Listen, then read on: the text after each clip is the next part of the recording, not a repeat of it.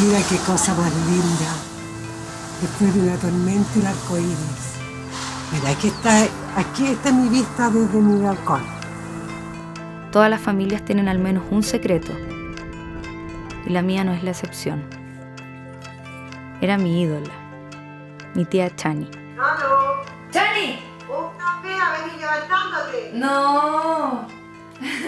No, si yo sé que tú toda la vida has querido hablar conmigo y te das el tiempo, y eso lo agradezco, porque tú me conoces mejor que nadie.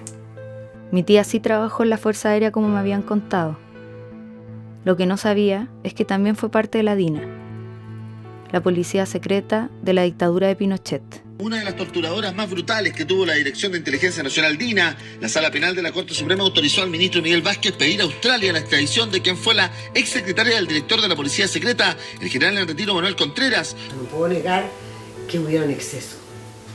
Pero yo, en el momento que estaba ahí, no sabía. Lo supe después. Y lo lloré.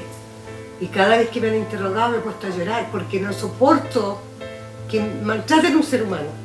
Pero si tú te entregáis para venir a declarar para decir tu verdad. Ay, mamá, no voy a entregar si no he hecho nada malo. Yo te digo, Liz, a mí me pasa algo, tú tenés mi verdad. Lo único que te digo es que la contigo. Decir lo que pensé, que soy inocente o que soy culpable, o que sé algo, decir lo que pensé. ¡Asesino! ¡Asesino!